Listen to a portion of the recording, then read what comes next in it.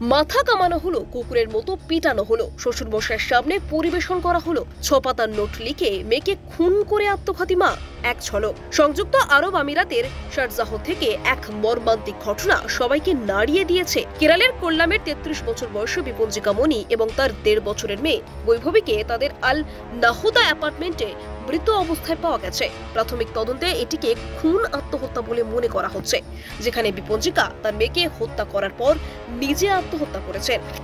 বিপঞ্জিকার মা শৈলজার অভিযোগের ভিত্তিতে কোল্লাম পুলিশ তার জামাই নিধেশ ভালিয়াভিটিল, শ্বশুর মোহনন এবং শাশুড়ি নিথু বেনির বিরুদ্ধে পণ প্রথা এবং আত্মহত্যার প্ররোচনার মামলা দায়ের করেছে। বিপঞ্জিকার সুইসাইড নোট পণ প্রথা, যৌন হয়রানি এবং শারীরিক মানসিক নির্যাতনের এক ভয়ঙ্কর চিত্র তুলে ধরেছে। সুইসাইড নোটে চাঞ্চল্যকর তথ্য প্রকাশ। বিপঞ্জিকা তার ফেসবুক অ্যাকাউন্টে 6 পাতার একটি সুইসাইড নোট শেয়ার করেছিলেন, যা টাইমার সেটিং এর মাধ্যমে পোস্ট করা হয়েছিল। এতে তিনি তার শ্বশুর বাড়িতে ঘটে যাওয়া নির্মম অত্যাচারের বিস্তারিত বর্ণনা দিয়েছেন। নোট অনুযায়ী পণ প্রথা।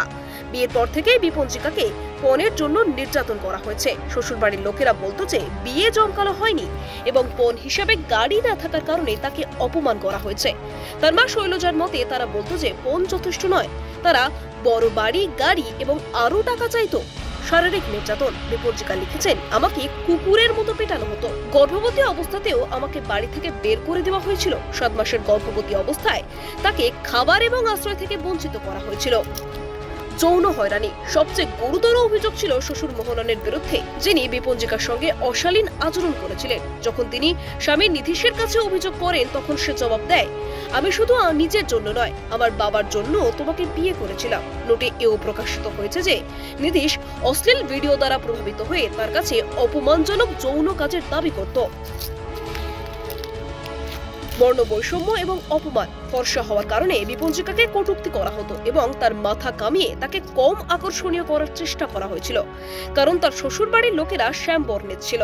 বিপঞ্জিকা লিখেছেন, আমি তাদের প্রতিটি নির্যাতন চুপচাপ সহ্য করেছি, কিন্তু আর নয়, তাদের ছেড়ে দিও না। নোটে তিনি তার মেয়ে বৈভবীর অবহেলার কথাও উল্লেখ করেছেন, যেখানে বলা হয়েছে যে নিধেশ তাকে কখনোই নিজের মেয়ে বলে মনেই করত না। ফরেন্সিক রিপোর্টে গভীর রহস্য উন্মোচিত।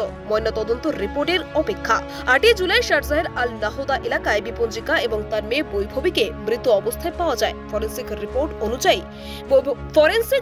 অনুযায়ী বৈভবীর মৃত্যু শ্বাসরোধের কারণে হয়েছে, যা থেকে সন্দেহ করা হচ্ছে যে বিপঞ্জিকা প্রথমে তার মেয়েকে হত্যা করেন, এরপর নিজেই আত্মহত্যা করেন। শারজাহের আল বুহাইরাহ পুলিশ তদন্ত করছে এবং মৃতদেহগুলির ময়নাতদন্ত আল কাসেমি হাসপাতালে করা হচ্ছে। পরিবার এটিকে জোড়া খুনের ঘটনা বলে গভীর তদন্তের দাবি জানিয়েছে। মৃত বিপঞ্জিকার মা কোন ধারায় মামলা দায়ের করেছেন? বিপঞ্জিকার মা শৈলজা কুন্দ্রা থানায় অভিযোগ দায়ের করেছেন, যেখানে তিনি নিধেশ, নিথু এবং মোহননের বিরুদ্ধে পণ প্রথা, শারীরিক মানসিক নির্যাতন এবং আত্মহত্যার প্ররোচনার অভিযোগ এনেছেন। মামলাটি ভারতীয় ন্যায় সংহিতা এর ধারা 85 এবং 108, সেই সাথে পণ প্রথা নিষিদ্ধকরণ আইন 1961 ধারা 3 এবং 4 এর অধীনে দায়ের করা হয়েছে। শৈলজা বলেছেন, আমি আমার মেয়ের কষ্টের পুরো গভীরতা জানতাম না। অভিযুক্তদের শাস্তি হওয়া উচিত।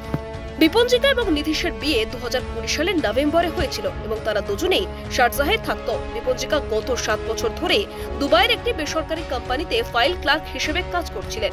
অন্যদিকে নিধেশ দুবাইয়ের একজন ফ্যাসিলিটি ইঞ্জিনিয়ার হিসেবে কর্মরত ছিলেন। বৈবাহিক বিবাদের কারণে বিপঞ্জিকা তার মেয়ের সঙ্গে আলাদা থাকতেন এবং বিবাহ বিচ্ছেদের প্রক্রিয়া শুরু হয়েছিল। পরিবারের দাবি, বিবাহ বিচ্ছেদের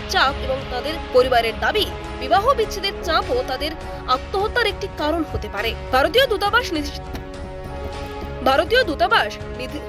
দূতাবাস নিধেশের পরিবারকে বৈভবীর শেষকৃত্য সম্পন্ন করতে বাধা দিয়েছে, কারণ শৈলজা শিশুটির মৃতদেহ দাবি করেছেন। মৃতদেহগুলি 16 জুলাই আজ কেরালে আনা হবে এবং শেষকৃত্য বিপঞ্জিকার মামার বাড়িতে পুট্টান মুক্কুতে হবে। শারজাহ পুলিশ এবং ইউএই কর্তৃপক্ষ এই মামলার সমান্তরাল তদন্ত শুরু করেছে। কেরাল এবং ইউএই পুলিশ এই মামলার গভীর তদন্ত করছে। পরিবার ভারত সরকার এবং ইউএই দূতাবাসের কাছে এই মামলাটিকে গুরুত্ব সহকারে দেখার আবেদন জানিয়েছে। এই মর্মান্তিক ঘটনা কেবল একটি পরিবারের দুঃখজনক গল্প নয়, বরং সমাজে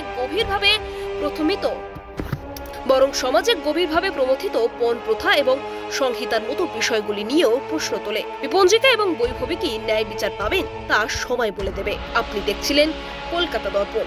ভিডিওটি লাইক করুন, আপনাদের মতামত জানান কমেন্টে। নিয়মিত আপডেট পেতে সাবস্ক্রাইব করতে ভুলবেন না। নমস্কার।